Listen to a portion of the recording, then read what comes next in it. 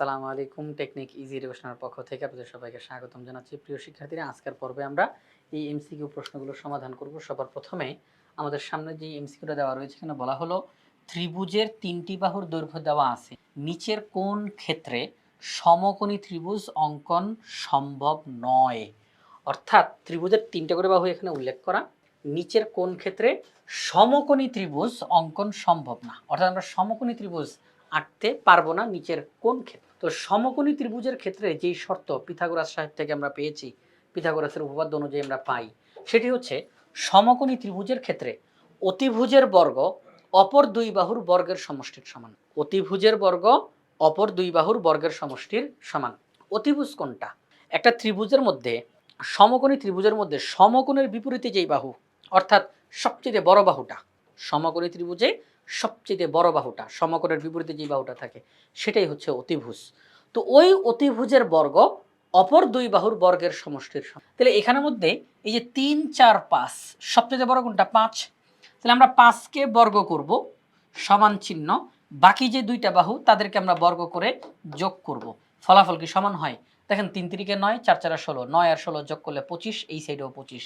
তাহলে এটা সমকোণী ত্রিভুজ। কিন্তু তারা বলছে সমকোণী ত্রিভুজ যেন না হয়। তারা কি বলছে? সমকোণী ত্রিভুজ যেন না হয়। দেখেন, 6, 8, 10 এটা সবচেয়ে বড়, তো 10কে স্কোয়ার করেন 100, 8কে স্কোয়ার করেন, 6কে স্কোয়ার করেন, যোগ করেন 64 আর 36, যোগ করলে কত হয়? 100। তাহলে আমরা দেখতেছি যে এইদিকেও 100, এইদিকেও 100, তাহলে এটাও তো সমকোণী ত্রিভুজ। কিন্তু তারা বলতেছে সমকোণী ত্রিভুজ যেন না হয়। এবার আসেন এখানের মধ্যে 5, 7, 9, সবচেয়ে বড় হচ্ছে 9, তাকে স্কোয়ার করেন। এবার বাকি যে দুইটা বাহু তাদেরকে বর্গ করে যোগ করেন, মানে সবচেয়ে বড় বাহুটাকে বর্গ করেন, কারণ সমকোণী ত্রিভুজের মধ্যে সবচেয়ে বড় বাহুটাই হচ্ছে অতিভুজ। তাহলে তাকে বর্গ করলাম, সমান চিহ্ন, বাকিদেরকে বর্গ করে যোগ করব। 7 7 49 আর 5 5 25, সমান চিহ্ন 9 9 81। আসলে কি এটা সমান সমান হইল? দেখেন তো, 49 আর 25 যোগ করলে কি 81 হয়? 9 আর 5 14, 14 4, হাতে থাকে 1, 2 আর 1 3, 4 3 7, তাহলে 74। আর এই পাশে 81। বলেন 74 আর 81 কি সমান? না, সমান না। তাহলে এই পাশ আর এই পাশ সমান না।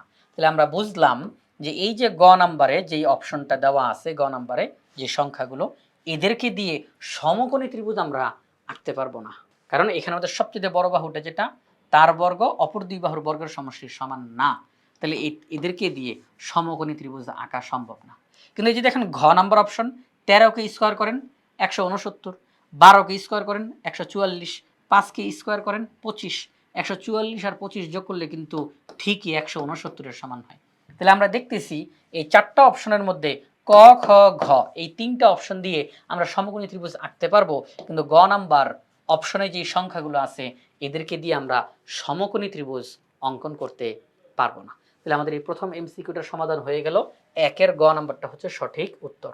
তো আমরা যদি এখন 2 নাম্বার এমসিকিউটার দিকে তাকাই, 2 নাম্বার এমসিকিউতে বলা হয়েছে সমতলীয় জ্যামিতিতে এই যে 3টা অপশন দেওয়া আছে, আমরা গতানুগতিক যেই জ্যামিতিতে যেই টপিকসগুলো নিয়ে আলোচনা করি, ত্রিভুজ, চতুর্ভুজ, বর্গ, আয়ত, সামান্তরিক, বৃত্ত, এরা সবাই সমতলীয় জ্যামিতির অন্তর্ভুক্ত। তো এই যে 3টা অপশন, এদের মধ্যে কোনটা কোনটা সঠিক?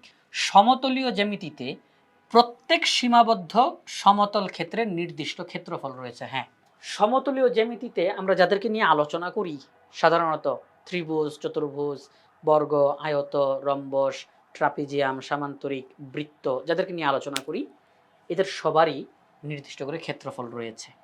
ক্ষেত্রফল রয়েছে। তাহলে এই তথ্যটা সঠিক। দুইটি ত্রিভুজ ক্ষেত্রের ক্ষেত্রফল সমান হলেই ত্রিভুজ দুইটি সর্বসম। না না না, এটা হয় নাই, এটা হয় নাই। দুইটা ত্রিভুজ ক্ষেত্রের ক্ষেত্রফল সমান হলেই ত্রিভুজ দুইটি সর্বসম না, এই কথাটা ঠিক না। তার কারণ দুইটা ত্রিভুজের ক্ষেত্রফল সমান হতেই পারে, কিন্তু তাই বলে ওই দুইটা ত্রিভুজ সর্বসম এমনটা কিন্তু হবেই হবে এমনটা না। কারণ সর্বসম হইতে হইলে শর্ত কি?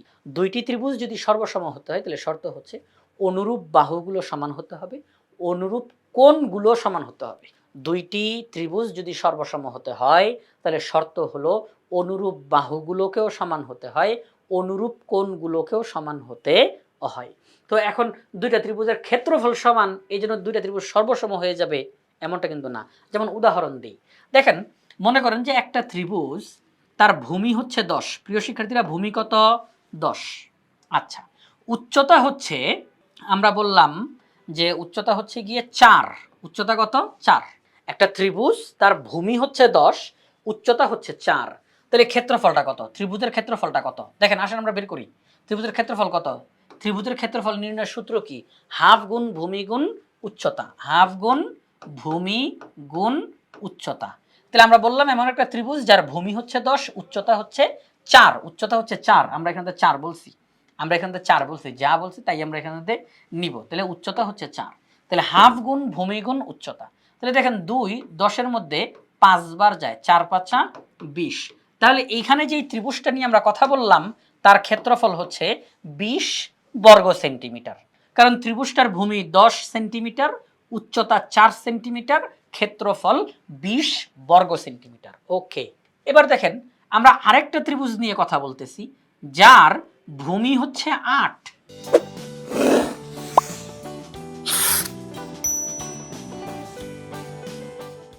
ভূমি হচ্ছে 8 আর উচ্চতা হচ্ছে 5। উচ্চতা হচ্ছে 5। ভূমি 8 সেন্টিমিটার, উচ্চতা 5 সেন্টিমিটার। এইটার ক্ষেত্রফল তাহলে কত হবে বলেন? এইটার ক্ষেত্রফল তাহলে কত হবে বলেন? এটার ক্ষেত্রফলটা কত হবে? সূত্র কি? হাফ গুণ ভূমি গুণ উচ্চতা। দেখেন 2 8-এর মধ্যে 4 বার যায়, 4 5 20। এইটার ক্ষেত্রফলও কিন্তু 20 বর্গ সেন্টিমিটার। তাহলে এই ত্রিভুজটার ভূমি ছিল 10, এই ত্রিভুজের ভূমি 8, এই ত্রিভুজের উচ্চতা 4, এই ত্রিভুজের উচ্চতা 5। সবই তো ভিন্ন ভিন্ন, কিন্তু দুইটা ত্রিভুজের ক্ষেত্রফল কিন্তু সমান বের হয়েছে। দুইটা ত্রিভুজেরই ক্ষেত্রফল সমান বের হয়েছে। এই ত্রিভুজটার ক্ষেত্রফল বের হয়েছে 20 বর্গ সেন্টিমিটার, এই ত্রিভুজটার ক্ষেত্রফল বের হয়েছে 20 বর্গ সেন্টিমিটার। এখন কি এই দুইটা ত্রিভুজকে আমরা সর্বসম বলে দিব? যেহেতু ক্ষেত্রফল সমান হয়েছে, তাহলে কি সর্বসম বলে দিব? না, কারণ সর্বসম হইতে হইলে শর্ত হলো অনুরূপ বাহুগুলো সমান হতে হবে, অনুরূপ কোণগুলো সমান হইতে হবে। তাহলে অনুরূপ বাহু, তাহলে এই ত্রিভুজের অনুরূপ বাহু, দেখেন এটাও ভূমি এটাও ভূমি, তাহলে এখানে ভূমি 10 এখানে ভূমি 8, তাহলে কি সমান হইল? তাহলে দুইটা ত্রিভুজের ক্ষেত্রফল সমান হলেই ত্রিভুজ দুইটা সর্বসম হবে, বিষয়টা এমন নয়। তাহলে এই কথাটা ভুল, এই কথাটা ভুল। আচ্ছা ঠিক আছে, তাহলে প্রথমটা সঠিক, পরেরটা ভুল। এবার 3 নাম্বার তথ্যে তাকাই। দুইটি ত্রিভুজ সর্বসম হলে তাদের ক্ষেত্রফল সমান, এটা সঠিক, এটা সঠিক। কেন? কারণ দুইটা ত্রিভুজ যদি সর্বসম হয় মানে সবকিছু সমান, এই ত্রিভুজটার বাহুগুলো আর এই ত্রিভুজটার বাহুগুলো সব সমান, এই ত্রিভুজের কোণগুলো এই ত্রিভুজের কোণগুলো সব সমান। তা দুইটা ত্রিভুজের যদি সবকিছু সমান থাকে তাহলে অবশ্যই ক্ষেত্রফল সমান হবে, অবশ্যই ক্ষেত্রফল সমান হবে। তাহলে প্রিয় শিক্ষার্থীরা, এই দুইটা কথার মধ্যে কিন্তু একটু পার্থক্যটা খেয়াল করেন।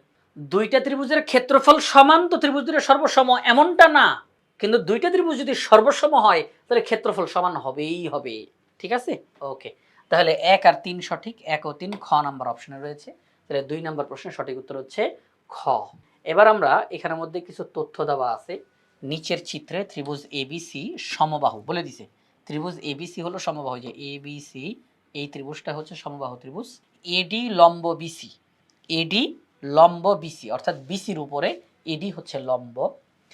এবির মান হচ্ছে 2। উপরযুক্ত তথ্যের ভিত্তিতে 3 ও 4 নং প্রশ্নের উত্তর দাও। 3 নাম্বার প্রশ্ন 4 নাম্বার প্রশ্নের উত্তর দিতে হবে এই তথ্যের আলোকে। আমরা প্রথমেই জানতে পারছি যে এবিসি ত্রিভুজটা হচ্ছে সমবাহু ত্রিভুজ, তার মানে সব বাহু সমান।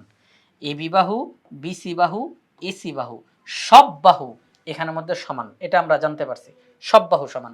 এরপরে যে বিষয়টা, তা সব বাহু যদি সমান হয়, এখন এডি বিসির উপরে লম্ব আঁকা হয়েছে, বিসি বাহুর উপরে একটা লম্ব আঁকা হয়েছে, সেটা হচ্ছে এডি। তো এই শীর্ষবিন্দু থেকে যখন বিসি বাহুর উপরে লম্বটা আঁকা হলো, অবশ্যই সেটা মধ্যবিন্দুতে যাবে, কারণ সবগুলো বাহুতে এখানে সমান, সবগুলো বাহুতে এখানে সমান।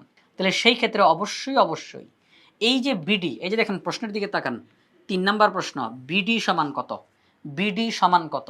এই যে বিডির মান জানতে চাই, তাহলে একটা জিনিস খেয়াল করেন, এবির মান যদি 2 হয় তাহলে অবশ্যই বিসির মান 2, বিসির মান কত? 2। এখন এ শীর্ষবিন্দু থেকে বিসির উপরে যে লম্বটা আঁকা হইলো, তাহলে সেই লম্বটা অবশ্যই বিসি এর মধ্যবিন্দুতে গিয়ে আঁকা হয়েছে। তাহলে যদি মধ্যবিন্দু হয়ে থাকে, যে ডি, ডি যদি মধ্যবিন্দু হয়ে থাকে, তাহলে বিডির মান কত হবে? বিসির অর্ধেক, বিসির অর্ধেক। তাহলে বিসি যদি হয় 2, বিডি হবে 1, কারণ এই পাশে 1 এই পাশে 1, দুইটা মিলে হবে তাহলে বিডির মান হচ্ছে 1। বিডির মান হচ্ছে, যেহেতু এটা সমবাহু ত্রিভুজ, তাহলে এটা 2, এটা 2, এটাও 2। আমাদের কাছে বিডির মান জানতে চায়। যেহেতু লম্ব আঁকা হয়েছে শীর্ষবিন্দু থেকে, তো সমবাহু ত্রিভুজের ভিতরে যখন শীর্ষবিন্দু থেকে আপনি একটা লম্ব আঁকেন, সেটা আসলে মধ্যমা, সেটা অবশ্যই মধ্যবিন্দুতে গিয়েই ঠেকবে। আচ্ছা, তাহলে অবশ্যই এই মানটা হচ্ছে বিসির অর্ধেক। বিডির মান হচ্ছে বিসির অর্ধেক, তাহলে বিসির অর্ধেক মানে 1, তাহলে বিডির মান হচ্ছে 1। তাহলে ক নাম্বার অপশনটা হচ্ছে সঠিক। এবার আমরা 4 নাম্বার প্রশ্নটার দিকে তাকাই। 4 নাম্বার প্রশ্নে কি বলছে? 4 নাম্বার প্রশ্নে বলছে, 4 নাম্বার প্রশ্নে কি বলছে? ত্রিভুজটির উচ্চতা কত? ত্রিভুজটির উচ্চতা কত? আমাদের কাছে ত্রিভুজটির উচ্চতা জানতে চায়। ওকে ফাইন, কোনো সমস্যা নাই। আমরা এখন ত্রিভুজটার উচ্চতা বের করব। সহজ কথা, তারা এডির মান জানতে চায়। তার কারণ সমবাহু ত্রিভুজের মধ্যে শীর্ষবিন্দু থেকে যে আমরা যেই লম্বটা এঁকেছি, সেটাই হবে এই ত্রিভুজের উচ্চতা। তাহলে তারা এডির মান জানতে চায়।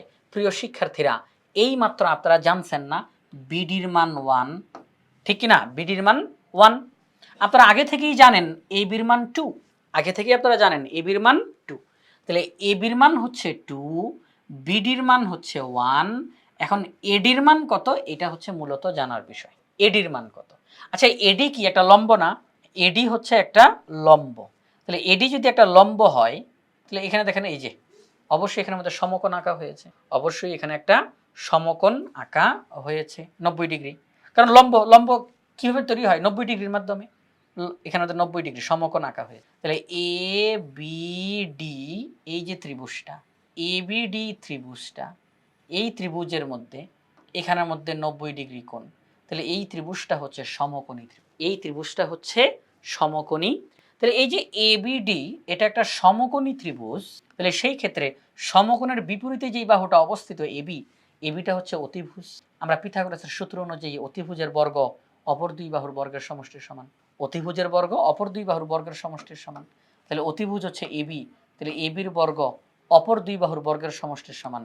তাহলে এডি স্কয়ার প্লাস বিডি স্কয়ার, মাঝখানে সমান চিহ্ন। অতিভুজের বর্গ অপর দুই বাহু অর্থাৎ এডি এবং বিডি, তাদের বর্গের সমষ্টির সমান হবে। তাহলে এবির মান হচ্ছে 2, তাহলে 2কে স্কয়ার। এডির মান আমি জানি না, তাহলে এডি স্কয়ার প্লাস বিডি, বিডির মান হচ্ছে 1, তাহলে 1 স্কয়ার। তাহলে 2 স্কয়ার মানে 4, 1 স্কয়ার মানে 1, এই প্লাস 1 যখন এই সাইডে আসবে তাহলে -1 এডি স্কয়ার।